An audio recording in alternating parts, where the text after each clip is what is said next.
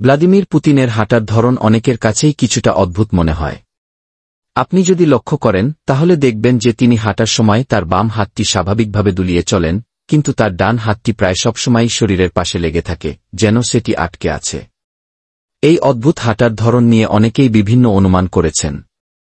কিছু লোক মনে করেন যে এটি পার্কিনসন রোগের প্রাথমিক লক্ষণ হতে পারে এবং পুতিন এই রোগে আক্রান্ত হওয়ার ঝুঁকিতে থাকতে পারেন। তবে পুতিনের হাঁটার এই বিশেষ ধরনের আসল কারণ তার স্বাস্থ্যের সাথে সম্পর্কিত নয়।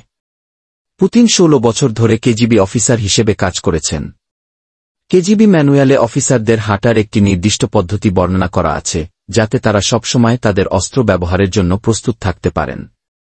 এই হাঁটার পদ্ধতিটি হল এক হাত স্বাভাবিকভাবে দুলিয়ে হাঁটা এবং অন্য হাত শরীরের পাশে রেখে দ্রুত অস্ত্র ব্যবহারের জন্য প্রস্তুত থাকা। পুতিনের হাঁটার ধরনটি এই ম্যানুয়ালে বর্ণিত পদ্ধতির সাথে পুরোপুরি মিলে যায়।